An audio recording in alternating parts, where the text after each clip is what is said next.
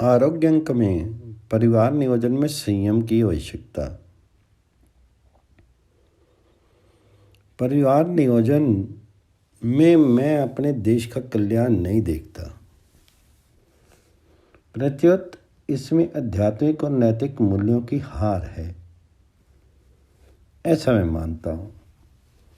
इसके कई पहलू हैं: आध्यात्मिक, सामाजिक, आर्थिक, राजनीतिक और शैक्षणिक। ये चीज़ ही ऐसी है कि बिल्कुल जीवन के केंद्र में खड़ी है, इसलिए यूं ही सहज भाव से कह देना कि हाँ भाई, जनसंख्या बढ़ रही है तो करो नियमन, ये मुझे जचता नहीं। पृथ्वी को पाप का भार है, संख्या का नहीं। मैंने एक सूत्र बनाया है, पृथ्वी को पाप का भार है, संख्या का नहीं। संतान पाप से बढ़ सकती है, पुण्य से भी बढ़ सकती है और पाप से घट सकती है। पुण्य से भी घट सकती है। पुण्य मार्ग से संतान बढ़ेगी तो पृथ्वी को बोझ नहीं होगा, पुण्य मार्ग से संतान घटेगी तो नुकसान नहीं होगा। पाप मार्ग से संतान बढ़ेगी तो पृथ्वी को भार होगा और पाप मार्ग से घटेगी तो नुकसान होगा। ये मेरा अपना एक विचार है, इसलिए संतति निरोध के जो कृत्रिम उपाय चलते हैं उन्हें मैं मातृत्व की विडंबना कहता हूँ।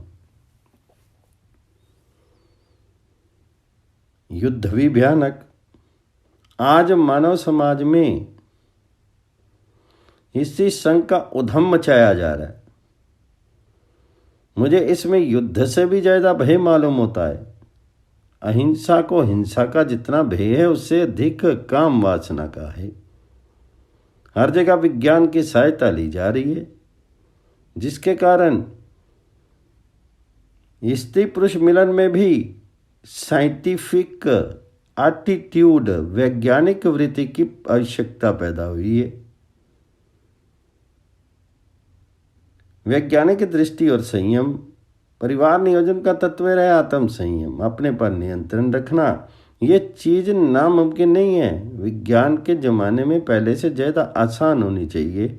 उस विषय का स्वरूप क्या है, परिवार का उद्देश्य क्या है, ब्रह्मचर्य की साधना क्या होती है, उसमें कौन सी शक्ति भरी है, इन बातों का आज विज्ञान के समय में प्रजा को पहले की अपेक्षा अधिक स्वस्थ ज्ञान होगा। हमें एक ऐसी शक्ति है जिससे ऊपर उठाया जा सकता है। जैसे दीपक या लालटेन की प्रभा होती है, उसे नीचे से तेल की शक्ति प्राप्त होती है, तभी उसकी प्रभा, बत्ती, ज्योति अच्छी तरह चमकती है। मनुष्य के लिए ब्रह्मचर्य तेल है और प्रज्ञा, प्रभा, उसकी बुद्धिमता, उसका प्रकाश है। ब्रह्मचर्य के तेल की शक्ति उसे सतत मिलती रहे तो बुद्धिमता तेजस्वी होती है, न रही तो बुद्धि ही निर्बल हो जाती है, बुद्धि की प्रतिभा कम होती। देश तेजहीन होगा। कृत्रिम उपायों के अवलंब से केवल संतान नहीं, बुद्धिमता भी रुकेगी। ये जो क्रिएटिव एनर्जी, सर्जक शक्ति है, जिसे हम तेज कहते हैं, उसी से वाल्मीकि जैसे महाकवि पैदा हुए, महावीर हनुमान जैसे उसी से हुए, प्रतिभावान पुरुष और तत्वज्ञानी उसी से निकले। उस निर्माण शक्ति का मनुष्य दुरुपयोग करता है, अर्थात संख्या नियमन करके संतान को रोक लिया और उस शक्ति का दूसरी तरफ जो उपयोग हो सकता था उसे विषय उपभोग में लगा दिया। विषय वासना पर जो अंकुश रहता था वह नहीं रहा।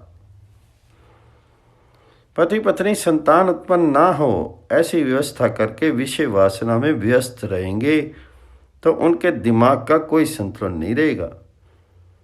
ऐसी स्थिति में देश तेजोहीन बनेगा, संतान कम होगी तो लाभ होगा, ये मान करके ये लोग उसे उत्तेजन दे देंगे। परंतु केवल संतान ही कम नहीं होगी, ज्ञान तंतु भी क्षीण होंगे, प्रभा कम होगी, प्रज्ञा कम पड़ेगी, तो तेजस्विता कम होगी। दुनिया का अनुभव है कि जब जीवन में पुरुषार्थ बढ़ता है तब विषय वासना कम होती है। सबको अच्छी तरह पुरुषार्थ करने का अवसर मिलेगा तो स्वभावतः विषय वासना पर नियंत्रण हो जाएगा। साथ ही हिंदुस्तान का पुरुषार्थ जितना बढ़ेगा उतना ही पोषण का प्रबंधन भी बढ़ेगा। ये पोषण अच्छा नहीं मिलता, वहाँ भोग वासना बढ़ती है। जानवरों में भी यह देखा गया है, शेर के बच्चे कम होते हैं, बकरी के ज्यादा। बलवान जानवरों में विषय वासना कम होती है और निर्बल में ज्यादा। फिर कमजोरों की जो संतान पैदा होती है वह भी निर्वीर्य या निकम्मी होती है। इसलिए मैं कहता हूँ कि यह विशेष सामाजिक और आध्यात्मिक है, उससे खिलवाड़ ना किया जाए। ऐसे वातावरण का निर्माण किया जाए जो संयम के अनुकूल हो, समाज में पुरुषार्थ बढ़ाए, साहित्य सुधारे और गंदे साहित्य, सिनेमा आदि पर पूर्णतः प्रतिबंध लगाए। 4 आश्रमों की योजना। शास्त्रों के अध्ययन मनन से ये बात निर्विवाद सिद्ध होती है कि हमारे पूर्वजों ने ब्रह्मचर्य आश्रम, गृहस्थ आश्रम, वानप्रस्थ आश्रम एवं संन्यास आश्रम की जो योजना बनाई है वह ठीक है। यदि ऐसी मर्यादा हम बनाते हैं तो उससे हमें लाभ होगा। गृहस्थ आश्रम का पैमाना 25 साल की आयु से 45 वर्ष तक हो तो संतान का भी थोड़ा बहुत नियमन होना चाहिए। वह होगा तो लाभ मिलेगा और आध्यात्मिक शक्तियां भी मिलेंगी। हमारे सामने एक आदर्श होना चाहिए कि इतने वर्षों के बाद हम गृहस्थ आश्रम से निवृत्त होंगे।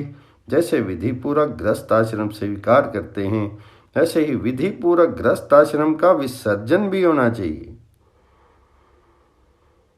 इससे हम विषय वासना से मुक्त होते हैं। विषय वासना से मुक्ति सहज ही मिलेगी।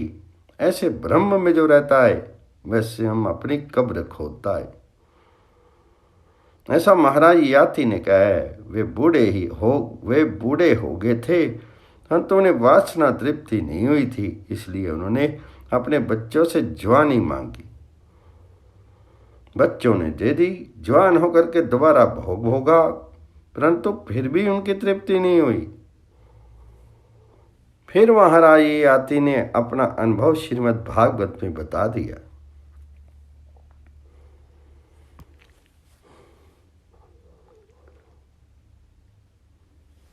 अर्थात काम के उपभोग से काम पिपासा कम नहीं होती। घी से जैसे अग्नि बढ़ती है वैसे ही वह बढ़ती चली जाती है। चाहे शक्ति घट जाए, इच्छा तो बढ़ती ही रहती है, इसलिए उसको तोड़ना ही होता है। संभव मनु की कथा तुलसीदास जी के रामायण में दी है। होई न विषय विराग भवन बसत भा चौथपन। बुढ़ापा आया परंतु विषय वासना नहीं मिटी। मनु को बड़ा दुख हुआ कि जन्म गयो हरि भक्ति बिनु। तब उन्होंने क्या किया, बरबस राज सुत ही तब दीना। जबरदस्ती राज्य अपने पुत्र को सौंप दिया। नारी समेत गमन बन कीना, पत्री के साथ वन में प्रवेश किया। ये तुलसी रामायण के शब्द हैं। इस तरह अपने पर, अपनी इंद्रियों पर, मन पर जबरदस्ती करने का अधिकार पुरुष को होता है। उसका उपयोग उन्होंने किया और वन में चले गए। सारांश ये कि विषय वासना ऐसे ही टूटेगी, उसमें से हम छूटेंगे, ऐसा मानना बिल्कुल गलत है।